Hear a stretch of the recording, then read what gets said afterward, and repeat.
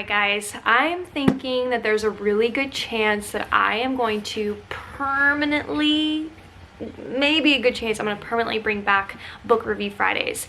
If I think I'm doing this right, I might be actually releasing this video on Sunday. I don't want to wait until the next Friday to release this, just because I got to talking with one of you. You know who you are. And I need to sell you on this book right here. And I do hear from actually a lot of you who love my book reviews, and you love my planner stuff. I'm hearing you, and I definitely want to give you guys stuff that you love, because I love doing that stuff too. It's just there's other things that I love too, and those tend to take priority. But I am thinking I might take that Friday slot back. Sometimes I don't always post a video on Friday, and so why not, right? Okay, and there's also a tornado watch warning, hail, wind going on outside, but it's all good. And I hope that you guys enjoyed this review. If you're new to my channel and you're like, what is about to go down? I used to do these segments on Fridays called Book Review Friday, and that's where I just review and tell you guys about the books that I'm reading. So we're gonna actually do something different. I typically will review Joanna Lindsey, who was a historical romance author. This is different. So I am going to talk about this book as if you have never heard about it before either. So Court of Thorns, I don't know what class this is technically in, but it's futuristic fantasy for me. It's something that would never happen on Earth. And even the layout, the map that I think she provides here, she's not trying to be like Twilight, where, okay, vampires and werewolves, but they're in Washington in the United States of America. That's not what's going on in this book, and you can see that she creates a map that just does not look at all like the map that is real today. So this is a very just different realm, and I love that. I love seeing all the different ideas. And I have to say, when I first read this series, because my daughter actually told me about this. We were in Florida and I was bored, and my daughter was like, you have to read this book. And I'm like, no. Because she had been talking about that Harry Styles fan fiction, whatever that's called, and I was just like, So I just was gonna pass up on this, and I'm so glad I didn't, because I grabbed for the book and I was like, fine. And there I was at the beach, and I didn't move. I stayed under a little tent so that I wouldn't get sun poisoning. That's a whole backstory. If you've been with my channel long enough, you've heard that story. And I obsessed to the point where she only had brought this book. I don't know if you just heard that thunder.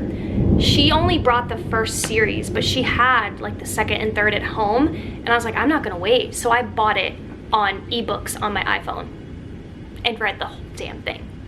Alright, so this is the first book in the installment of the character Feyre and Rhysand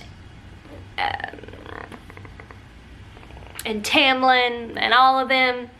So let's go ahead and dive in.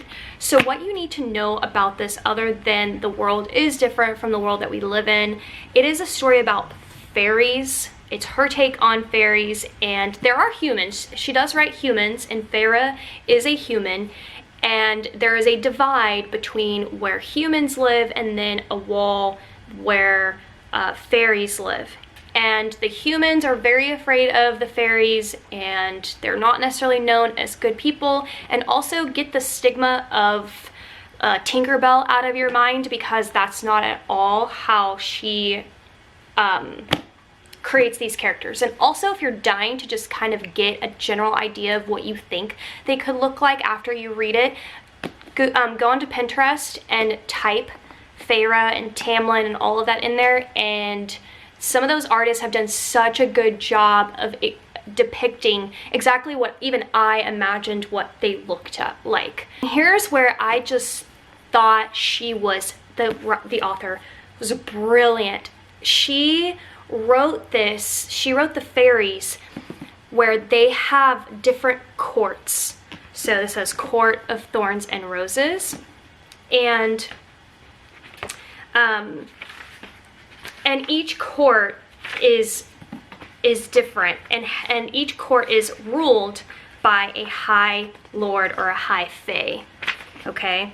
And so, for example, she has the autumn court, the spring court, the night court, the dawn court, all of those, and she writes each court as exactly that matches that earth-like element. So the night court is a court where if you were to go there, it's all black, all under the stars theme. And then the autumn court has, you know, very autumny, all those colors and that type of weather.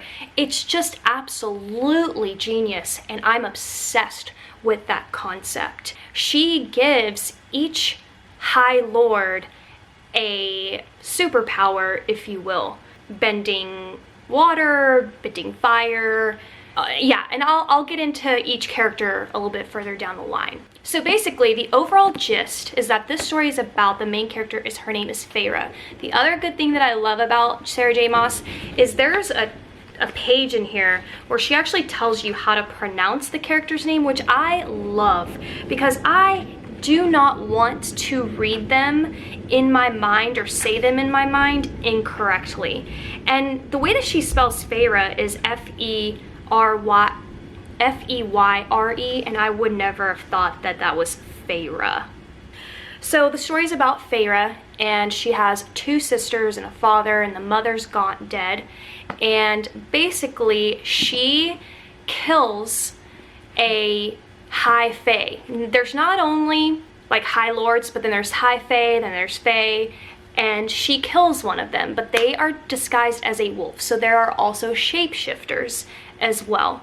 She kills this wolf, and another beast-like animal comes for her, crosses the wall, comes to her cottage because they're very poor at this point. They used to have a lot of money, but then they became very poor, and Feyre is basically the only one in her family that's going out and trying to survive. Kind of very Katniss Everdeen, if you will. Just that same concept from Hunger Games. This beast comes knocking at their cottage door, and he's like, basically, you just killed a high fae, and I demand your life in payment for that.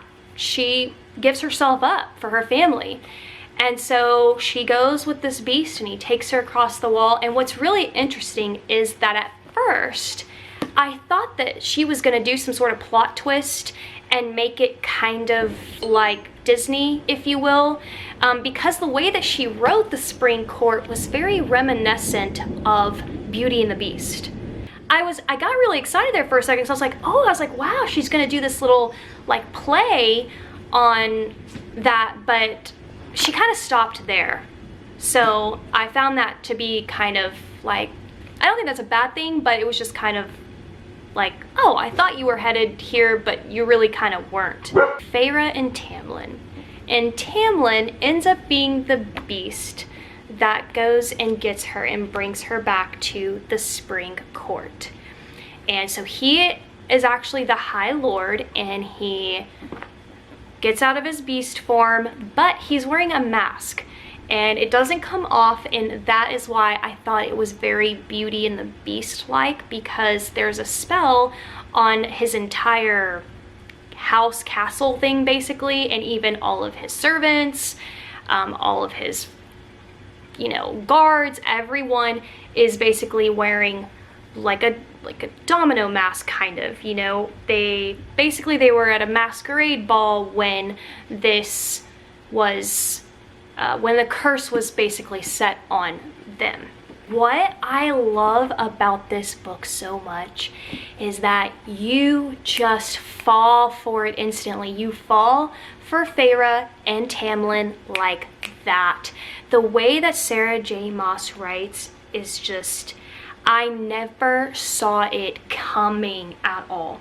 And you just, and the way that she wrote Tamlyn too. So he had this shape-shifting ability, but he didn't just have that. He also had this, I wouldn't know what kind of superpower to call this, but he could like erupt with light. So like spring light kind of thing.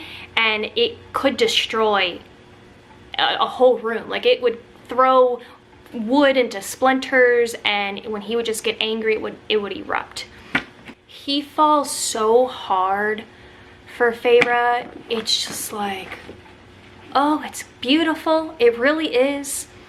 And so there are things that kind of go on while she is figuring out all of this high fae stuff. She's just kind of like, oh my god, how are y'all living over here? There's a lot of magic.